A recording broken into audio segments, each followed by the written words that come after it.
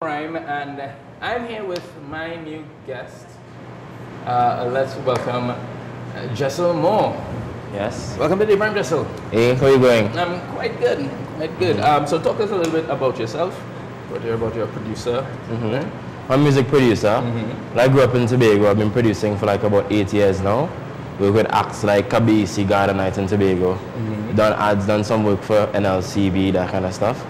And now I'm working on a new project. It's called Caribbean Dance Music. So it's like a mix-up of Caribbean styles influencing dance music.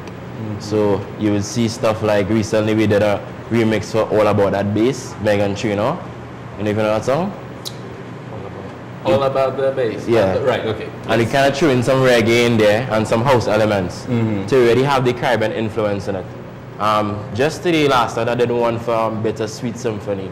You know that song by The Verve? Yeah. Mixed it up with the Lord Royals and even added in sweet soca music. I don't even know that song. Yeah. That they sampled. Yeah, that they sampled. Yeah. So all of this mixed up and add even more soca elements into it. Nice. But that's not where it stops though. For me, I want to continue having more Caribbean influences. So even going to like Zouk, some of the Dutch music influences, some Spanish music from the Caribbean, that kind of stuff.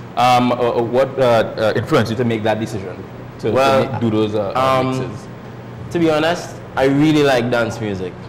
I think it's good, and I when I listen to it, I think that it's really close to Caribbean music in some kind of way, maybe because of our European influences.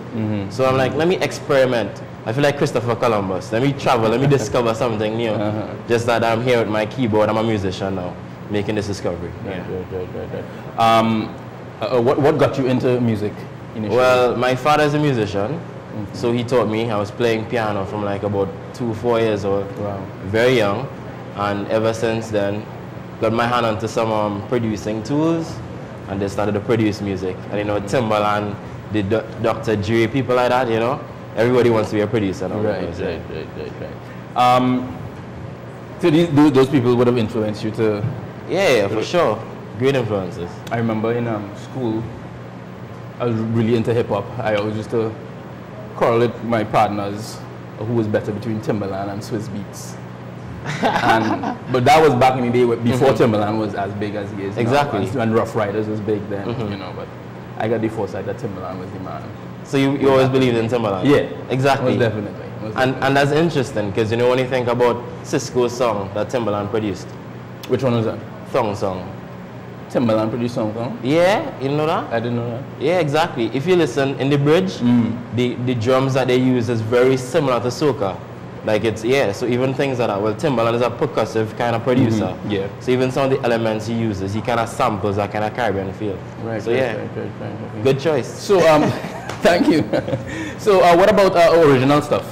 Yeah, so, well, actually I produced 2 albums, 2 hip-hop albums. For a group Faint Inc. JJ. So one is called Waiting Goal and Annus Mirabilis. That was last year. Kind of is doing well on YouTube and SoundCloud. Good number of buys on iTunes. Yes, it's performing well. Very nice, that kind of stuff. But the Caribbean Dance Music project is still original. It's just a matter of mixing up and adding new ideas into something. You know?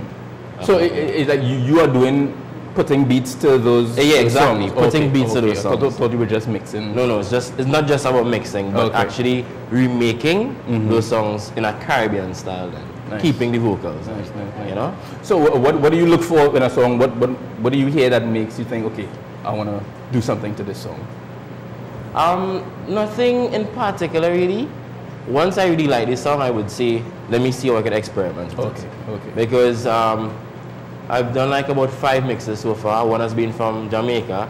I mean, if you know Gage's song, Truth.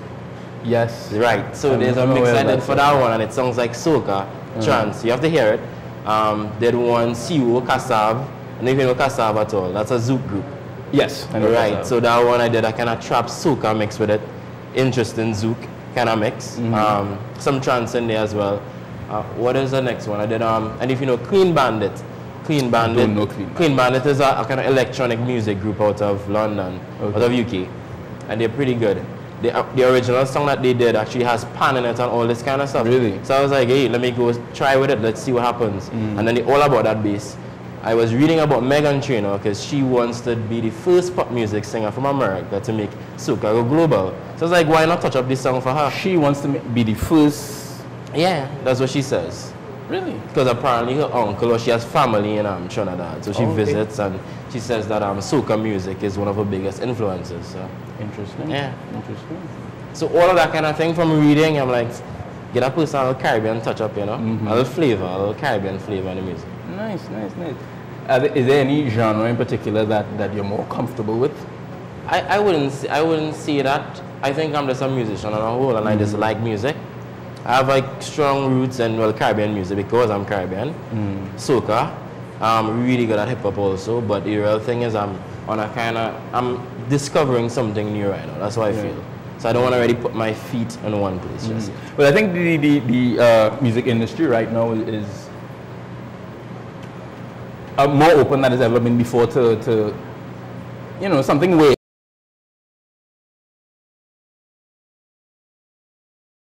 Now would be the time to really, exactly. capitalize on that.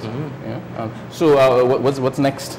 I don't know. I don't know. What's next for me really is traveling to our next country and immersing myself in the culture. I was actually thinking about Suriname because it's Dutch, and I haven't really listened to music from the Dutch Caribbean as much. So I want to see what they have to offer. Listen to the folk music. Well, I was actually told that Suriname is very much into the EDM music. Well, having that you know, Dutch relationship with Netherlands. Yeah, exactly. Yeah, you know. Yeah. So maybe it might be some interesting things to discover down there. And it's a very mixed society. So there are a lot of Chinese people, Japanese. I think there are some Indians there too. So it's kind of similar to Trinidad. So it's not going to be that different, just a different language. Right. You know. Right. Do you sing at all? A little bit, not much of late. Yeah, but I do some singing, yeah. So what, you used to sing like back? No, I sing, I do tracks, I sing and that kind of stuff. But at the moment, I'm really focusing on my producing more, you know. Why did you choose to put the vocals on the back burner? Because I think at this time in my life, I want to be more specific about what it is I'm doing. You know, I may throw in a little background vocals here and there for people, kind of like how Timbaland does it. Yeah. But that's why, you know, I'm keeping that kind of model of really being specific about what I'm doing. So I could really hone my skills and be good, you know? Yeah. I see. So if you know had any local artists that you would really want to work with, who would it be? Yeah, well, for sure, Marshall Montano and Bungie Garland, because Bungie's also doing very well. I like his flow. I like how he really sits on a beat. For sure, Marshall Montano and Bungie Garland. Like two people that I really want to work with, for sure. I see. Well, you know, tell people where they could, you know, contact you or go and check out your music. Yeah, for sure. So they could check out Caribbean Dance Music on YouTube. It's also the same thing on SoundCloud and the same at gmail.com. So you could email me and check out my mixes too also. This would be an album, the Caribbean? No, it's just every week I'm doing a mix. Sometimes even two mixes, remaking songs. So constantly, it's like a blog. Or going, so just a music blog. So every day I'm just experimenting. What's gonna happen if I put an iron here in a Lady Gaga song? What about if I don't know, Meghan Trainor was reggae instead of being just like that? You know, that kind of thing. Right. So you're just exploring and discovering new things. That's what we're going on. Like a music blog. What has been the feedback that you've been getting? Well, people really love it. It's amazing because it's like their favorite songs. They're like, wait a minute, this could sound a little more Caribbean, more like me. Right. You know, I like this Callaloo because, you know, Caribbean people like mix up things. So you're like, oh my God, I really like this pop song. But like it have a little iron, a little cowbell going in the back here. So that's cool. But the bass actually deep, you know, because some of the pop songs, the bass is kind of lacking. So they like that feel. Or the girls who like the gauge throat might say, oh, what if it could have been a little faster, a little more soca, a little more trance in it. You know, so they get their space too. At the same time, the foreigners then, they like the trance, the whole trance movement. So it's a kind of mix there. So that's something coming together people. Exactly. You know? Very nice. It always amazes me hearing that girls like that throat song. But that's a different story. But we thank Jessil for joining us today. Like you said, you could go on the SoundCloud and check out his work. We're going to take a little break. We'll be right back with a lot more. Stay tuned. You're watching Day Prime, guys.